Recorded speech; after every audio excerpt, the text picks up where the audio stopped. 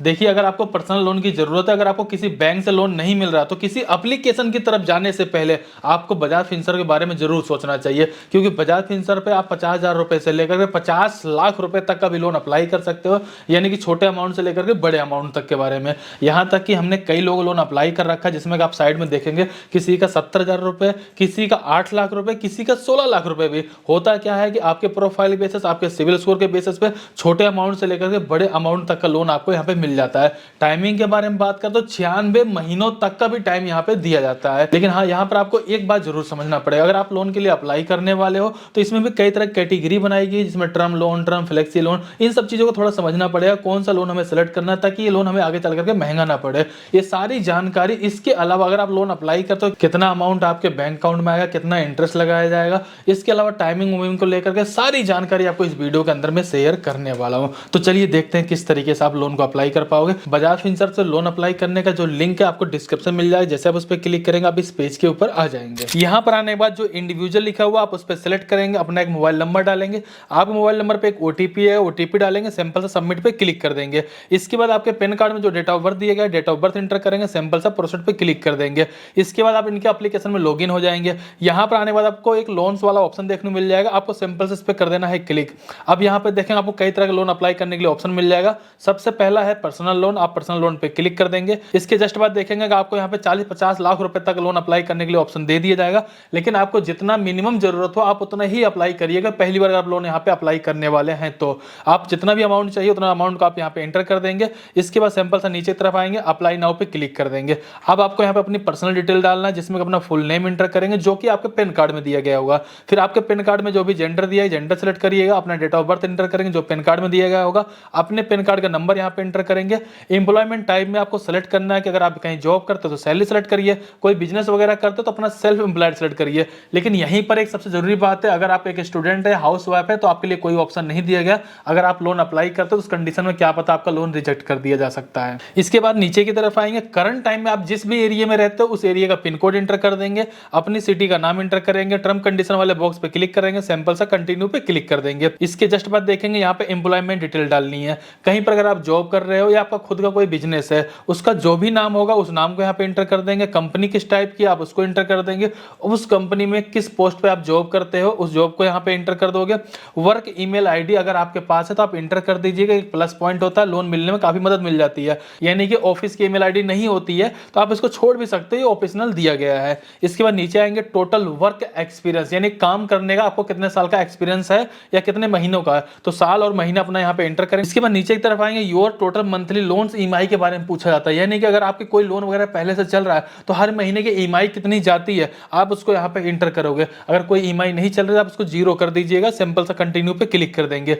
अब इसके बाद देखेंगे यहाँ पर इनकम वेरिफिकेशन करने के लिए कहा जाता है। जिस भी बैंक में आपकी कोई इनकम आती है आप उसका वेरिफिकेशन करिए। अगर इनकम नहीं आती है जिसमें सबसे ज्यादा ट्रांजेक्शन होते हो उस अकाउंट का वेरिफिकेशन करिएगा। वेरिफिकेशन कैसे करना, सिंपल से नीचे आइए, कंटिन्यू पे क्लिक कर दीजिएगा।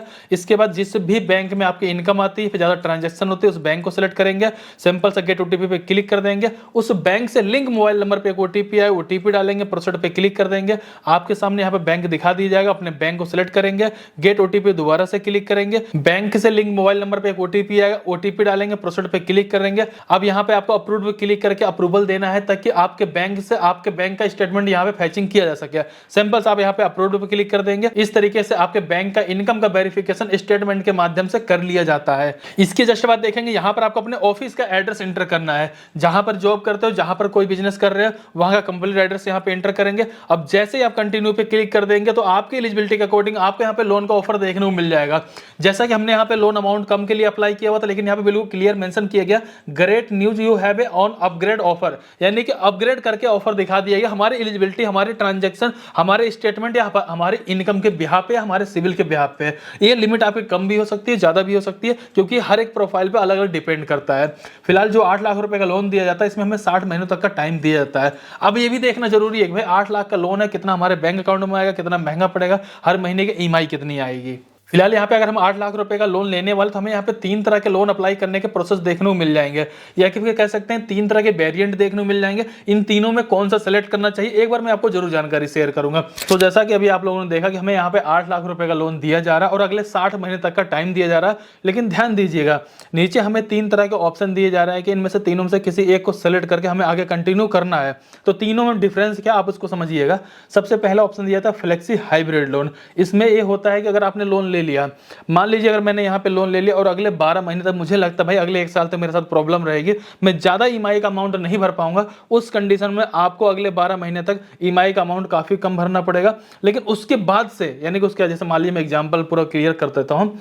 मान लीजिए 12 महीने तक मेरे पास 12,000 रुपए की ईएमआई आएगी, बचेगा जो 48 महीने उसमें देखेंगे 23,500 रुपए की ईएमआई मुझे भरना पड़ेगा। ओवरऑल देखोगे ये लोन एक तरह से महंगा पड़ता है। परसेंट यहाँ पे देखेंगे 18% का रेट ऑफ इंटरेस्ट लगाया जा रहा है। और वहीं अगर हम टर्म लोन के बारे में बात करें, इसमें भी आपको सेम अमाउंट ही अगले 60 महीने तक पे करना होगा। अब समझने वाली बात यह है कि इसमें हमें कौन सा सेलेक्ट करना चाहिए। अगर आपको 1 साल तक प्रॉब्लम लगती है तब तो आप पहले वाले के साथ जा सकते हो, नहीं तो आप नीचे जाकर के सिंपल से टर्म लोन को सिलेक्ट कर लीजिए, सबसे बेस्ट ऑप्शन वही होता है। अगर आप पहले वाले के साथ जाने वाले ध्यान में रखिएगा, ये लोन अमाउंट आपको काफी महंगा भी पड़ सकता है। जैसे आप सिलेक्ट करेंगे सिंपल सा कंटिन्यू पे क्लिक करेंगे, रिक्वेस्ट लोन अमाउंट देखेंगे 8 लाख रुपए होता है। 8 लाख पे जो प्रोसेसिंग फीस लगाई जाएगी 16,327 रुपए लगाई जाएगी। अब जो हमारा टोटल लोन अमाउंट बन जाता है वो 8,16,327 रुपए बन जाता है। प्रोसेसिंग फीस के बारे में बात करें 16,327 रुपए है।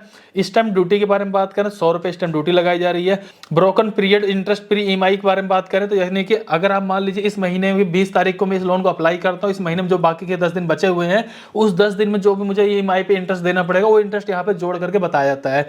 टोटल हम बात करें सारा जो चार्जेस लगाए जा रहे हैं वो 19,648 रुपए लगाए जा रहे हैं। 8 लाख रुपए अगर हम लोन अप्लाई करते हैं तो 7,96,779 रुपए हमारे बैंक अकाउंट में आएगा। सो इस तरीके से आपको यहाँ पे लोन की डिटेल देखने को मिल जाएगी। अगर आपको सही लगता है सिंपल आप कंटिन्यू पे क्लिक कर दीजिए।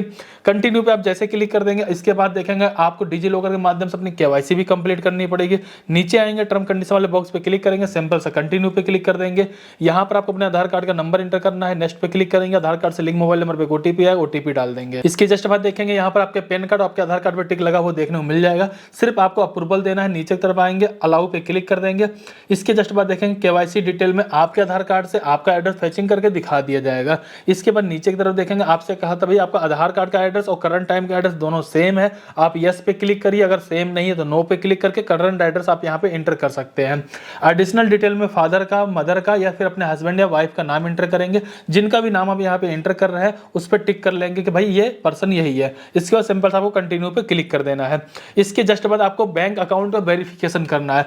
करना कैसे, सिंपल सा ऐड अकाउंट पे क्लिक कर देंगे। अकाउंट होल्डर का जो नाम होगा ऑटोमेटिक दिखा दिया जाएगा। आईएफएससी कोड आपको एंटर कर लेना है, अकाउंट नंबर आप डाल लेंगे। अकाउंट आपका सेविंग है करंट उसको सेलेक्ट कर लेंगे, नीचे जाकर कंटिन्यू पे क्लिक कर देंगे। यहाँ पर आपको अकाउंट डिटेल देखने को मिल जाएगी। बजाज फिनसर्व की तरफ से 1 रुपए क्रेडिट किया जाए ताकि आपके अकाउंट का वेरिफिकेशन किया जा सके। इसके बाद आपको थोड़ा सा वेट करना है। आप बिल्कुल फाइनल पेज पे आ चुके हो। अब जैसे इसको यहाँ पे सबमिट पे क्लिक करोगे तो आपका एप्लीकेशन सक्सेसफुल सबमिट हो जाएगा। सो दोस्तों आज की इस वीडियो में मैंने बताया कि घर बैठे हुए बजाज फिनसर्व से आप पर्सनल लोन किस तरीके से अप्लाई कर सकते हो। अप्लाई करने का प्रोसेस भी मैंने आपको बता दिया है, सारे तरीके भी बता दिया है। आप जाकर के लोन के लिए ट्राई जरूर करिए। अगर आपको ज्यादा लोन अमाउंट चाहिए, अगर छोटा मोटा लोन अमाउंट चाहिए तो आप मेरे दूसरे वाले चैनल पर जा सकते हो जहां पर मैं केवाईसी बेसिस पे लोन के बारे में जानकारी को शेयर करता हूं, जहां पर 5-10 हजार रुपए से लेकर 50 हजार रुपए तक का लोन दिया जाता है। फिलहाल उस वाले चैनल को विजिट कर लीजिएगा और इस वाले चैनल पर आप रेगुलर वीडियो को देख रहे हैं तो इसके लिए आपका बहुत बहुत धन्यवाद। फिलहाल इस वीडियो को लाइक करके चैनल सब्सक्राइब करिए। चलिए फिर मिलते हैं किसी नेक्स्ट वीडियो में, तब तक के लिए जय हिंद जय भारत।